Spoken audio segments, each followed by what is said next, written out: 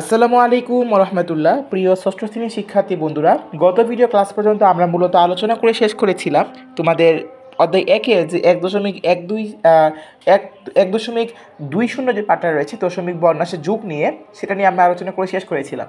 এবং আজকের এই ভিডিওতে কিন্তু আমরা একসাথে দুইটা পাঠ আমরা একসাথে কভার করার চেষ্টা করবো, সেটা হচ্ছে 1.21 এবং 1.22, অর্থাৎ দশমিক বর্ণাশের বিয়োগ এবং দশমিক বর্ণাশের গুণ। ঠিক আছে, সো চলো আমরা ভিডিওর মূল আলোচনা শুরু করে দিই। তবে ভিডিওটি শুরু করার আগে তোমাদের কাছে একটা ছোট্ট অনুরোধ থাকবে, যদি আমাদের চ্যানেলে কোনো ভিডিও তোমার কাছে কোনো রকম হেল্পফুল মনে হয় তাহলে অবশ্যই আমাদের চ্যানেলকে সাবস্ক্রাইব করে দিবে। সো চলো এবার আমাদের মূল আলোচনা সামনে এগিয়ে নিয়ে যাই। সো ফার্স্টে আমরা কী নিয়ে আলোচনা করবো? দশমিক ভগ্নাংশের বিয়োগ নিয়ে। দশমিক ভগ্নাংশের যুগের মতো প্রদত্ত সংখ্যাগুলোর দশমিক বিন্দুকে অবস্থান বরাবর নিচে নিচে আমরা সাজিয়ে কিন্তু বিয়োগ করতে পারি। তোমাদের কি আগের ক্লাসে মনে আছে আমরা কি করতাম? আমরা দেখবো যে যেই সংখ্যাগুলো দেওয়া থাকবে বিয়োগ করা কিংবা যোগ করার জন্য, সেই সংখ্যাগুলোর মধ্যে দশমিকের পরে কোন সংখ্যাটার মধ্যে সর্বোচ্চ সংখ্যক সংখ্যা রয়েছে, দশমিকের পরে কতক্ষণ পর্যন্ত সর্বোচ্চ সংখ্যক সংখ্যা রয়েছে। এখানে দুইটা সংখ্যা রয়েছে, 3.657 এবং 1.71। ঠিক আছে, এখানে কিন্তু তিনটা সংখ্যা রয়েছে দশমিকের পরে, তাই না? তিনটা সংখ্যা রয়েছে, বাট এখানে দেখো এখানে কিন্তু দশমিকের পর মাত্র দুইটা সংখ্যা রয়েছে, তাই আমাকে অবশ্যই তিনটা সংখ্যা বানাতে হবে। তাহলে আমরা কি জানি, দশমিকের পরে আমরা যত শূন্যই দিই তাতে কোনো সমস্যা নেই। তাহলে আমরা এখানে 7 পরে একটা শূন্য বসিয়ে দিব, এতে করে আমাদের হিসাব করতে খুব সহজ হবে। এরপর আমরা জাস্ট উপরে নিচে বসিয়ে আমরা যেভাবে যোগ করেছিলাম এখানে জাস্ট বিয়োগ করে দিব। ঠিক আছে, বিয়োগ করার পর দশমিকটা একদম বরাবর এসে নিচে বসে যাবে। এটাই হচ্ছে মূল বেসিক। ঠিক আছে, সো আশা করি এটা তোমরা বুঝতে পেরেছো। সো এটা নিয়ে আমি বেশি আলোচনা করলাম না। তোমরা আগের ক্লাসে বেসিক যদি বুঝে থাকো তাহলে এই বেসিকটা তোমরা বুঝতে পারবা। সো এবার চলো আমরা নেক্সট একটু খেয়াল করো। নেক্সট যেটা রয়েছে সেটা হচ্ছে দশমিক বর্ণাশের গুণ নিয়ে। এখানে একটা উদাহরণ, ফার্স্টে তারা একটা উদাহরণ দিয়েছে 0.0657। আচ্ছা, আমি মনে হয় ইংলিশ বলে ফেলতেছি না। আচ্ছা, 0.0657, এটাকে আমাদের কি করতে হবে? পয়েন্ট বা 0.75 দিয়ে গুণ করতে হবে। এখানে বলতে পারো যেখানে কি ভুল লিখেছে তারা যেখানে শূন্য দেয় নাই, আসলে শূন্য দশমিকের আগে শূন্য দিলেও যায়, না দিলেও সমস্যা নাই। ঠিক আছে, তাহলে আমরা এখানে তুমি ধরে নিতে পারো যে 0.75 এখানে রয়েছে। ঠিক আছে, সো এখানে আমরা গুণ যেভাবে করবো, আমরা জাস্ট দশমিকটা তুলে দিব। দশমিক দুই সংখ্যা থেকে আমরা দশমিকটা তুলে দিব। তুলে দেওয়ার পর যে সংখ্যা দুটো পাবো সেটাকে আমরা গুণ করবো সাধারণ নিয়মে গুণ করলে আমরা কত পাইতেছি? এই যে দেখো 39,275।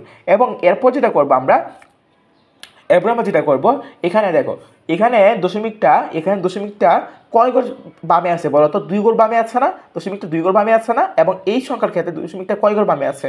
4 ঘর বামে আছে। তাহলে 4 আর 2 কত হয়? 4 আর 2 হয় 6। তারপর আমরা এই সংখ্যাটার ক্ষেত্রে আমরা 6 ঘর সামনে নিয়ে আসবো দশমিকটা। ঠিক আছে, দশমিকটা আমরা 6 ঘর সামনে নিয়ে আসবো। তাহলে এই যে 1 ঘর, 2 ঘর, 3 ঘর, 4 ঘর, 5 ঘর, 6 ঘর। ঠিক আছে, যেহেতু 5টা সংখ্যা আছে, আমরা সামনে একটা শূন্য বসিয়ে আমরা দশমিকটা সামনে নিয়ে আসবো, যাতে করে আমাদের 6টা সংখ্যা হয়। ঠিক আছে, 6টা ঘরের আগে আমরা দশমিকটা বসিয়ে দিই। সো এটাই হচ্ছে আমাদের উত্তর। ঠিক আছে, আশা করি তোমরা বুঝতে পারছো, কারণ এগুলো তোমরা ক্লাস 5এও কিন্তু করেছো অনেক ইজিলি কিন্তু ম্যাথগুলো। এরপর তারা একটা জিনিস লক্ষ্য করতে বলেছে, প্রদত্ত সংখ্যা দ্বয় থেকে দশমিক বিন্দু বর্জন করতে হবে। এই যে আমরা যে অঙ্কটা করলাম, কীভাবে করলাম এই জিনিসটা তারা এখানে একটু আমাদেরকে বলে দিবে আর কি। দশমিক বিন্দু বর্জন করে সাধারণ গুণের মতো গুণ করা হয়েছে। আমরা কিন্তু আগে কিন্তু দেখেছি, আমরা এভাবেই গুণটা করেছি।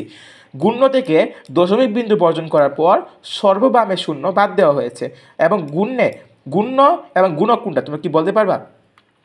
গুণ্য হচ্ছে উপরেরটা এবং নিচেরটা হচ্ছে গুণক। ঠিক আছে, গুণ্যে দশমিক বিন্দুর পর 4টি অঙ্ক এবং গুণকে দশমিক বিন্দুর পর 2টি অঙ্ক আছে, অর্থাৎ গুণ্য এবং গুণক মিলে মোট 4+2টি বা 6টি অঙ্ক আছে। গুণফলের ডান দিক থেকে 6 অঙ্কের বামে দশমিক বিন্দু বসে গুণফল পাওয়া গিয়েছে। গুণফলের ডান দিক থেকে 6 অঙ্কের বামে দশমিক বিন্দু বসানোর জন্য একটি শূন্যের প্রয়োজন হয়েছে। ঠিক আছে, এই যে আমরা আগের অঙ্কটা করতে গিয়ে যেই কথাগুলো আলোচনা করলাম, এখানে তারা এগুলোই বলে দিয়েছে, আর তেমন কিছু না। এবং তারা এখানে একটা বিকল্প পদ্ধতি তারা দেখাইছে, তোমরা একটু খেয়াল করবা। 2টি সংখ্যা রয়েছে, আমরা এটাকে কি করলাম? দশমিককে আমরা জাস্ট সাধারণ বর্ণাশে রূপান্তর করে নিলাম। আমরা কিন্তু সাধারণ বর্ণাশের গুণ আগেই শিখেছি, সেখান থেকে আমরা কি করতে পারবো? এটাকে আমরা যখন রূপান্তর করে দিব সাধারণ বর্ণাশে, তারপরে আমরা সাধারণ বর্ণাশে গুণ হিসাব করতে কিন্তু আমরা এই 2টি সংখ্যা গুণ করে ফেলতে পারি, এবং মান কিন্তু অবশ্যই একই আসবে। সো সাধারণ বর্ণের সাথে কীভাবে আমরা গুণ করতে পারি? দেখো এখানে কিন্তু এটা 4 ঘর বামে আছে না? এই যে এই সংখ্যার ক্ষেত্রে দশমিক কিন্তু 4 ঘর বামে আছে। তাহলে আমরা দশমিকটা তুলে দেওয়ার পর নিচে আমরা 1 দিয়ে 4টা শূন্য দিব। আবার 75 ক্ষেত্রে দশমিক কিন্তু 2 ঘর বামে আছে। 75 দেওয়ার পর আমরা নিচে আবার 1 দিয়ে 2টা শূন্য বা 100 দিয়ে ভাগ করে দিব। এবং এটাই কিন্তু দশমিক থেকে সাধারণ বর্ণাংশ নেওয়ার নিয়ম। সো আশা করি তোমরা এগুলো বুঝতে পেরেছো। সো আজকে ভিডিও এই পর্যন্ত থাকবে। তবে তোমাদেরকে একটা কথা বলে রাখি, তোমরা চেষ্টা করবা এই ম্যাথটা আছে না, এই ম্যাথটাতে করার জন্য, সব থেকে বেশি বেটার হবে। সো আজকের মতো আমরা ভিডিও এখানে শেষ করছি, দেখা হবে নেক্সট ভিডিওতে। ততক্ষণ সবাই ভালো থাকবা, আল্লাহ হাফেজ।